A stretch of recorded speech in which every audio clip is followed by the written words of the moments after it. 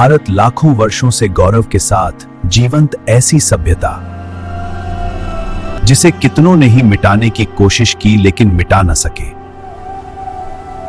ऐसा क्या है इस सनातन सभ्यता में जो अजर है, अमर है? इसके विकास और संघर्षों की कहानी इसके हर कण में छिपी हुई है। गिरकर उठना, फिर से गतिमान होना इसे हर पल युवा और जीवंत बनाता है। आज से लगभग 5000 वर्ष पहले समुद्र के बीच बसी थी एक अद्भुत नगरी, एक ऐसी नगरी जिसकी भव्यता की कल्पना भी कठिन है।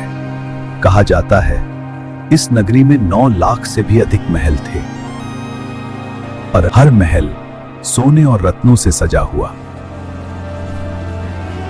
आपको क्या लगता है, सत्य या सिर्फ कल्पना? यह शहर इतनी सुव्यवस्थित योजना से बना था। यह थी भगवान कृष्ण की पवित्र नगरी। लेकिन फिर एक दिन कुछ ऐसा हुआ जिसने इतिहास को बदल दिया।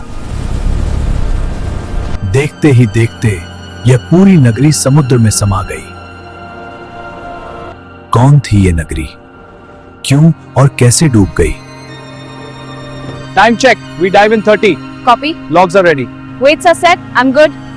अब समय में आगे बढ़ते हैं। साल था 1983। भारतीय पुरातत्वविदों की एक टीम समुद्र में गोता लगाने वाली थी। किसी को नहीं पता था कि कुछ ही क्षणों बाद इतिहास बदलने वाला है। रेत और पत्थरों के बीच उन्हें कुछ असामान्य दिखाई दिया। उनकी सांसें थम गईं, क्योंकि उनके सामने एक पूरा शहर था। क्या यह वही नगरी है जिसका वर्णन प्राचीन ग्रंथों में है? समुद्र की गहराइयों में इतिहास जीवित पड़ा था। इस खोज का नेतृत्व कर रहे थे प्रसिद्ध पुरातत्व doctor SR. Rao. Doctor Rao के सामने जो दृश्य था वह किसी कहानी से कम नहीं था। क्या प्राचीन ग्रंथ केवल कथा थे या उनमें छिपा था इतिहास का सच? इतिहास का वह सच जिसे हमने सुना तो था लेकिन शायद यकीन नहीं था।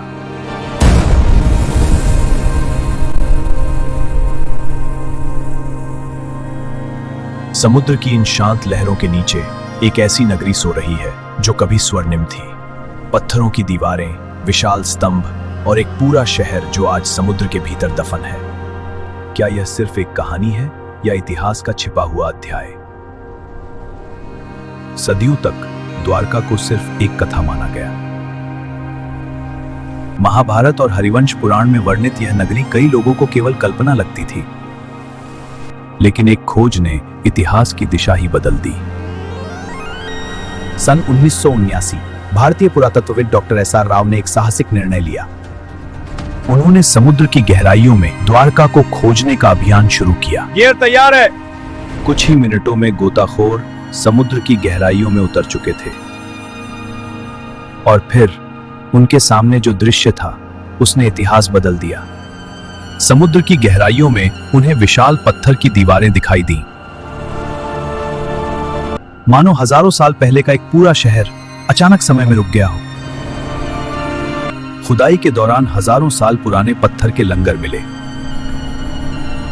स्तंभ, रास्ते और एक व्यवस्थित नगर की संरचना। कार्बन डेटिंग ने इन अवशेषों की उम्र हजारों साल पुरानी बताई। यह खोज सिर्फ पुरातत्व की उपलब्धि नहीं थी। महाभारत के अनुसार श्री कृष्ण के पृथ्वी से प्रस्थान के बाद एक श्राप ने द्वारका को घेर लिया और फिर समुद्र की लहरों ने धीरे धीरे इस भव्य नगरी को निगल लिया।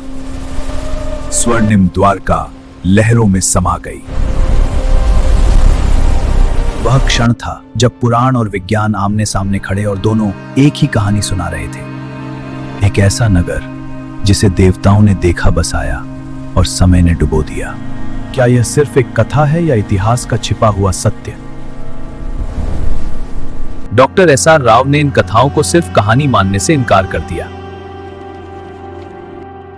डॉक्टर राव को इस खोज की प्रेरणा महाभारत और हरिवंश पुराण से मिली। डॉक्टर राव ने जियोलॉजिकल एविडेंसेस का महाभारत और पुराणों में गहन अध्ययन किया।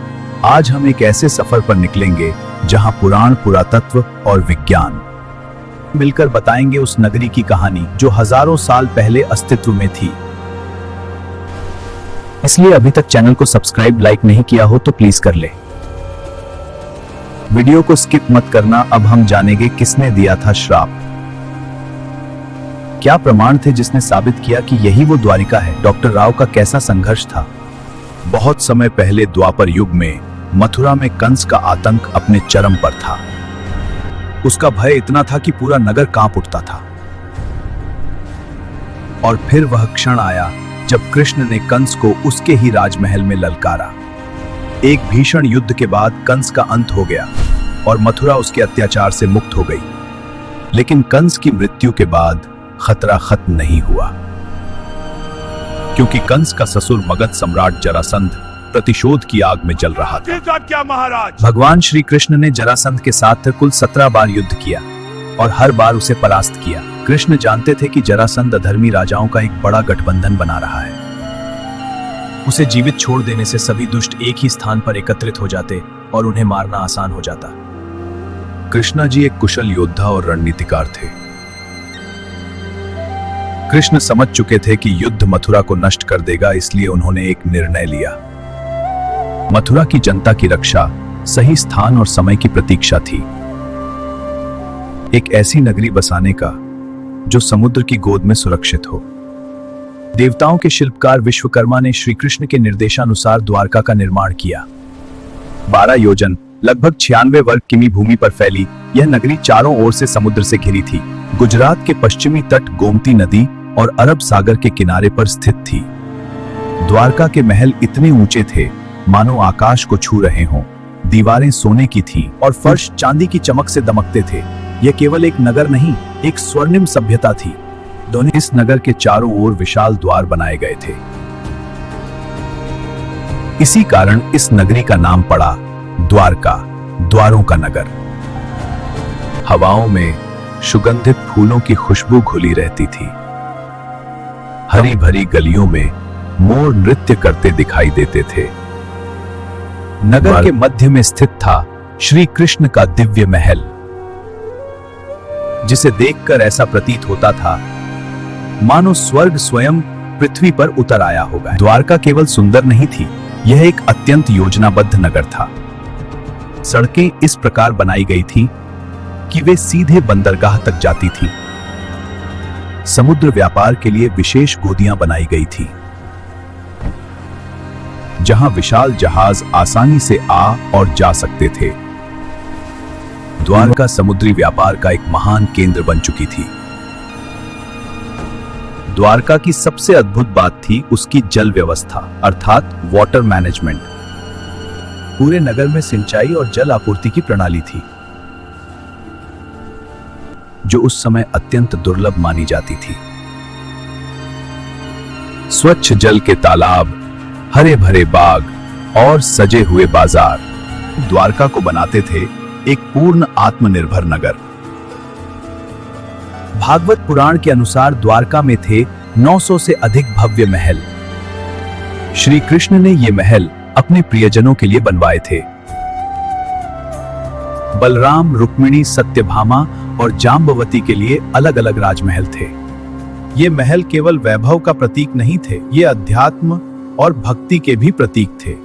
लेकिन यह कहानी यहीं समाप्त नहीं होती। अब शुरू होने वाला है वह अध्याय जिसने द्वारका को कालातीत बना दिया, क्योंकि जहां निर्माण होता है वहीं कहीं विनाश भी इंतजार कर रहा होता है। द्वारका की यह स्वर्ण गाथा एक ऐसे श्राप की छाया में डूबने वाली थी जिसकी कल्पना किसी ने नहीं की थी। धूल में लथपथ योद्धाओं के शव, बिखरे हुए अस्त्र शस्त्र। महाभारत का युद्ध अब समाप्त हो चुका है और रक्त से लाल धरती, कौरवों का वंश लगभग समाप्त हो चुका था। अपने पुत्रों की यह दशा देखकर गांधारी का हृदय दुख और क्रोध से भर उठा रहे। उनके लिए यह युद्ध सिर्फ हार नहीं, पूरे वंश का विनाश था। गांधारी ने श्री कृष्ण की ओर देखा और कहा, हे कृष्ण, यह सब आपके कारण हुआ। यदि आप चाहते तो यह युद्ध कभी नहीं होता। लेकिन आपने ऐसा नहीं किया। क्रोधित होकर गांधारी ने कहा, जिस प्रकार मेरे वंश का विनाश हुआ है केशव, ठीक उसी प्रकार तुम्हारे यदुवंश का भी पूर्ण विनाश होगा। श्री कृष्ण शांत खड़े रहे, मानो उन्हें सब पता हो। मैं तुम्हें श्राप देती हूँ। क्योंकि समय का चक्र एक नए अध्याय की ओर बढ़ रहा था। लेकिन द्वारका के विनाश का सिर्फ यही कारण नहीं था, एक और घटना थी। द्वारका के पास एक पवित्र स्थल था जिसे पिंडारक कहा जाता था। इन ऋषियों में थे विश्वामित्र, वशिष्ठ, नारद, दुर्वासा जैसे महान मुनि। उसी समय श्री कृष्ण के पुत्र सांब। चलो एक मजेदार योजना बनाते हैं। सुन लेगा कोई? ठीक है, तैयार हो जाओ। सांब ने एक गर्भवती स्त्री का रूप धारण किया और उन ऋषियों के पास पहुंच गया। सांब ने ऋषियों से पूछा, हे महात्माओं, बताइए इस गर्भ से पुत्र होगा या पुत्री? वे यह नहीं जानते थे कि ये ऋषि कोई साधारण साधु नहीं, बल्कि त्रिकालदर्शी थे जिनसे कुछ भी छिपा नहीं था। एक ऐसा श्राप जिसने द्वारका के विनाश की घड़ी तय कर दी। ऋषियों ने जब यह अपमान देखा, उनका क्रोध भड़क उठा। उन्होंने सांब की ओर देखा। तेरे कर्मों का फल चुनेगा तेरी सांप, यह हमारा श्राप है। हे मूर, तुम एक लोहे के मुशल को जन्म दोगे और वही मुशल्ला यदुवंश के विनाश का कारण बनेगा। यह श्राप सुनते ही सांब और उसके मित्र भय से कांप उठे। उन्होंने तुरंत क्षमा मांगी, लेकिन अब बहुत देर हो चुकी थी। महात्मन, हमें क्षमा करें। अब पश्चाताप व्यर्थ है। कुछ दिनों बाद वही हुआ जो ऋषियों ने कहा था।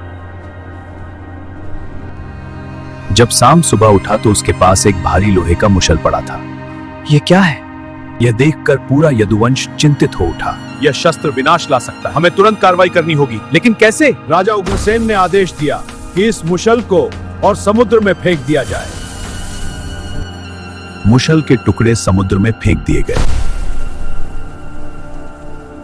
समुद्र की गहराई में एक विशाल मछली ने उन टुकड़ों को निगल लिया। कुछ समय बाद मछुआरों ने उस मछली को पकड़ा। जब उसका पेट काटा गया तो उसमें से लोहे के टुकड़े निकले।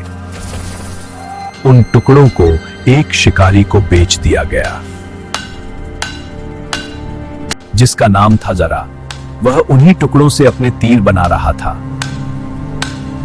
उधर द्वारका में गांधारी के श्राप का प्रभाव धीरे धीरे दिखाई देने लगा। यदुवंश में अहंकार बढ़ गया। भोग और मदिरा ने धर्म का स्थान ले लिया। तब फिर एक दिन प्रभास क्षेत्र में समुद्र किनारे यदुवंशियों ने एक विशाल उत्सव आयोजित किया। लेकिन शराब, अहंकार और क्रोध ने उस उत्सव को, जिन हथियारों से उन्होंने महान युद्ध जीते थे, उन्हीं हथियारों से वे एक दूसरे को मारने लगे। श्री कृष्ण समझ चुके थे कि अब विनाश निकट है और उनका समय का चक्र पूरा होने वाला है। श्री कृष्ण एक वृक्ष के नीचे विश्राम करने लगे। तभी वहीं पास में उसी समय वह शिकारी जिसने लोहे का तीर बनाया था,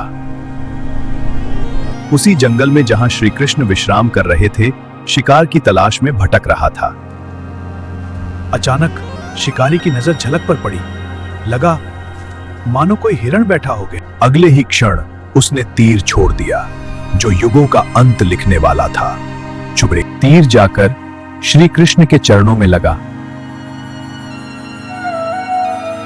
लेकिन उनके चेहरे पर न कोई पीड़ा थी न कोई भय, क्योंकि उसके सामने कोई साधारण मनुष्य नहीं, स्वयं श्री कृष्ण थे। श्री कृष्ण मुस्कुराए, शिकारी को क्षमा कर दिया। समय का चक्र पूर्ण हो चुका था। उसी क्षण श्री कृष्ण ने इस लोक को त्याग दिया। द्वापर युग का अंत अब हो चुका था। और जैसे ही श्री कृष्ण ने देह त्यागी, समुद्र की लहरें अचानक प्रचंड हो उठी और कुछ ही क्षणों में द्वारका की भव्य गलियां, मंदिर सब समुद्र में समा गए और इस प्रकार द्वारका का वह वैभवशाली अध्याय समाप्त हो गया। बहुत लंबे समय तक द्वारका को सिर्फ एक पौराणिक नगरी माना जाता रहा। क्या यह सचमुच अस्तित्व में थी या केवल एक धार्मिक कथा थी? लेकिन 1930 के आसपास यह धारणा पहली बार हिली जब सौराष्ट्र के मछुआरों ने समुद्र के भीतर अजीब पत्थरों और ढांचों को देखने की बात कही। कुछ पायलटों ने भी, जो अरब सागर के ऊपर उड़ रहे थे, बताया कि पानी के नीचे सीधी रेखाओं जैसी आकृतियां दिखाई देती हैं। अधिकांश विद्वानों का मानना था कि द्वारका सिर्फ एक धार्मिक कल्पना है, इतिहास नहीं है। लेकिन सबसे बड़ा प्रश्न था, यह नगरी वास्तव में कहां थी? श्रीमद् भागवत पुराण, विष्णु पुराण, हरिवंश पुराण और महाभारत, इन सभी में द्वारका का भव्य वर्णन मिलता है। यहीं से शुरू हुई एक रहस्यमय खोज, जिसने एक पौराणिक कथा को वैज्ञानिक अनुसंधान में बदल दिया। फिर आया साल 1963, जब भारतीय पुरातत्व सर्वेक्षण ने बेट द्वारका के पास खुदाई शुरू की। इससे यह तो साबित हुआ कि यह क्षेत्र काफी प्राचीन है। खुदाई में प्राचीन बर्तन, मूर्तियां और पक्के ढांचे मिले। 1970 के दशक में जामनगर के रिकॉर्ड में बड़ा सुराग मिला, एक प्राचीन ताम्रपत्र। यह ताम्रपत्र 6ठी शताब्दी का बताया गया और इसमें लिखा था, कृष्ण का उल्लेख है कि यहां भगवान श्री कृष्ण निवास करते थे। लेकिन द्वारका का रहस्य अभी भी अधूरा था। और फिर इस खोज को सही दिशा देने आए डॉक्टर एस.आर. राव। लेकिन डॉक्टर राव का यह सफर बिल्कुल भी आसान नहीं था, क्योंकि उस समय समुद्री पुरातत्व एक नया क्षेत्र था। कई लोगों ने कहा, पौराणिक कथाओं को इतिहास से जोड़ने का क्या फायदा? इस बात पर विश्वास करते थे कि समुद्र के नीचे कोई शहर हो सकता है। लेकिन कोई सबूत नहीं है, डेटा दिखा, हमें और जांच करनी होगी। पर्याप्त संसाधन नहीं थे। हाँ, और ना ही कई वैज्ञानिक। लेकिन डेटा मौजूद है। कौन से डेटा? वही जो हम इकट्ठा कर रहे हैं। डॉक्टर राव ने एएसआई और गोवा के नेशनल इंस्टीट्यूट ऑफ ओशनोग्राफी के साथ समुद्री अभियान शुरू किया। इस अभियान में भारतीय नौसेना के गोताखोरों की भी मदद ली गई। लेकिन असली चुनौती थी तकनीक और आर्थिक संसाधन की कमी। उस समय न सोनार था, न पानी के नीचे काम करने वाले रोबोट। गोताखोरों को अपने हाथों से समुद्र की सतह को टटोलना पड़ता था। इस अभियान के लिए आर्कियोलॉजिस्ट, डाइवर्स, ओशनोग्राफर्स, इतिहासकार और तकनीशियन सभी को साथ आना पड़ा। फंडिंग की कमी इतनी थी कि डॉक्टर राव अपने वेतन से टीम का खाना तक खरीदते थे। उन्होंने सिर्फ 800 रुपए से यह अभियान शुरू किया। हर रुपया मायने रखता है। 1983 से 1992 के बीच राव की टीम ने 12 बार समुद्र में जाकर खोज अभियान चलाया। खोज के लिए बेट द्वारका और आसपास के क्षेत्रों को चुना गया और फिर समुद्र की गहराई से एक एक कर ऐसे सबूत सामने आने लगे। ऐसे प्रमाण जिन्होंने केवल भारत को नहीं बल्कि पूरी दुनिया को चौंका दिया। समुद्र की गहराई में लगभग 30 मीटर नीचे गोताखोरों ने 560 मीटर लंबी पत्थरों की एक विशाल दीवार खोज निकाली है। यह कोई स्वयं से बनी प्राकृतिक चट्टान नहीं थी, बल्कि देखो यह संरेखण। हाँ, कोई पैटर्न है। बल्कि इंसानों द्वारा बनाई गई एक शहर की अत्यंत प्राचीन दीवार थी। इसकी बनावट वैसी ही थी जैसा वर्णन महाभारत में द्वारका नगरी का मिलता है। इसके बाद समुद्र तल से 30 से भी अधिक पत्थर के खंभे मिले। संभव है ये खंभे किसी विशाल भवन या महल का हिस्सा रहे हों। फिर मिले पत्थर के लंगर जो यह बताते थे कि यहां से नौकाएं चला करती थीं। कुछ एंकर 3 छेद वाले थे जो उस समय की उन्नत नौवहन तकनीक को दिखाते हैं। इसके अलावा सील, लोहे और पीतल की वस्तुएं और मिट्टी के बर्तन भी मिले। जब इन वस्तुओं की कार्बन डेटिंग और थर्मल लुमिनेसेंस डेटिंग की गई थी, और सबसे चौंकाने वाली बात, एक मिट्टी का बर्तन लगभग 9000 साल पुराना निकला। डॉक्टर राव का जवाब साफ था। मैं ग्रंथों को सिर्फ धार्मिक किताबें नहीं बल्कि ऐतिहासिक दस्तावेज मानता हूं। The architectural scale on that specific section, लेकिन दुनिया भर के कई इतिहासकारों ने इसे मानने से इनकार कर दिया। प्राचीन बंदरगाह की दीवारें और एक सुनियोजित शहर के संकेत मिल चुके थे। 1990 तक टीम को 500 से अधिक आर्टिफैक्ट्स। अब यह लगभग तय हो चुका था, सिर्फ एक कल्पना नहीं बल्कि द्वारका एक समृद्ध सभ्यता थी जो समुद्र में समा गई। लेकिन फंडिंग की कमी के कारण इस खोज को कुछ समय के लिए रोक दिया गया है। फिर आया साल 2001 जब एक नया वैज्ञानिक अभियान शुरू हुआ और भारतीय पुरातत्व सर्वेक्षण और national institute of ocean technology ने मिलकर एक विशाल मिशन शुरू किया। इस बार पुरातत्वविद, समुद्र वैज्ञानिक, भूगर्भ शास्त्री और सोनार विशेषज्ञ भी साथ थे। इस खोज की कमान डॉक्टर आलोक त्रिपाठी के हाथों में थी। ये देखिए, ये द्वारका का क्षेत्र है। हाँ, और ये खंभों की रेखाएं दिखा रहा है। बहुत अच्छे। अब गहराई की जांच करें। ये देखिए, ये संरचना द्वारका से मेल खाती है। और उनके साथ डॉक्टर राजीव निगम भी जुड़े थे। बहुत अच्छे। इस बार खोज सिर्फ आंखों से नहीं, मशीनों से की जा रही थी। 2001 से 2007 तक समुद्र के अंदर पूरा हाइड्रोग्राफिक सर्वे किया गया और जो मिला उसने सबको चौंका दिया। समुद्र के तल में विशाल चौकोर पत्थर के ब्लॉक किसी शानदार इमारत के अवशेष थे। देखा टेराकोटा सील्स जिन पर प्राचीन चिन्ह बने हुए थे। नालियां, सिंचाई व्यवस्था यह दिखाती थी कि शहर बहुत सोच समझकर बसाया गया था। अब बारी थी सबसे बड़े परीक्षण की, कार्बन डेटिंग की। नतीजे चौंकाने वाले थे। कई चीजें करीब 5000 से 9000 साल पुरानी निकली। महाभारत में लिखा है कि द्वारका समुद्र में समा गई थी और अब विज्ञान भी उसी दिशा में इशारा कर रहा है। बहुत दिलचस्प। लेकिन एक सबसे बड़ा सवाल अब भी बाकी था। आखिर द्वारका डूबी क्यों? क्या यह कोई श्राप था जैसा ग्रंथों में लिखा है, या इसके पीछे कोई वैज्ञानिक कारण था? इन सवालों के जवाब खोजने के लिए वैज्ञानिकों ने समुद्र विज्ञान और भूगर्भ शास्त्र का सहारा लिया है। इस शोध का आधार बना सी लेवल राइज थ्योरी, जिसके अनुसार प्राचीन समय में समुद्र का स्तर तेजी से बढ़ा। करीब 9000 साल पहले समुद्र का स्तर आज से लगभग 25 मीटर नीचे था। लेकिन 5000 ईसा पूर्व के आसपास समुद्र का स्तर अचानक कई मीटर ऊपर उठ गया।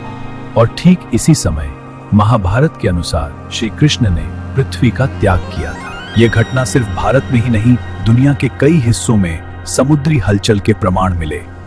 वैज्ञानिक मानते हैं कि यह घटना किसी विशाल सुनामी या समुद्री आपदा का संकेत हो सकती है। अब वैज्ञानिक और ऐतिहासिक दोनों प्रमाण एक ही दिशा में इशारा कर रहे थे। फिर आया साल 2024 जब भारत ने दुनिया को यह रहस्य दिखाने का फैसला किया। 25 फरवरी 2024 प्रधानमंत्री नरेंद्र मोदी खुद द्वारका पहुंचे। मैंने वो पल बिताए जो जीवन भर मेरे साथ रहने वाले। मैंने गहरे समुद्र के भीतर जाकर प्राचीन द्वारिका जी के दर्शन किए। आज जब मैं गहरे समुद्र के भीतर द्वारिका जी के दर्शन कर रहा था, मैं पुरातन वही भव्यता, वही दिव्यता मनोमन अनुभव कर रहा था।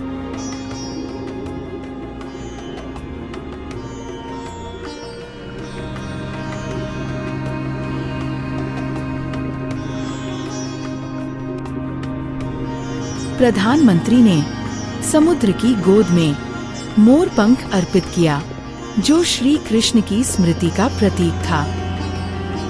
उनका उद्देश्य उस आध्यात्मिक चेतना को अनुभव करना और संपूर्ण विश्व को सत्यमेव जयते की प्रेरणा देना था।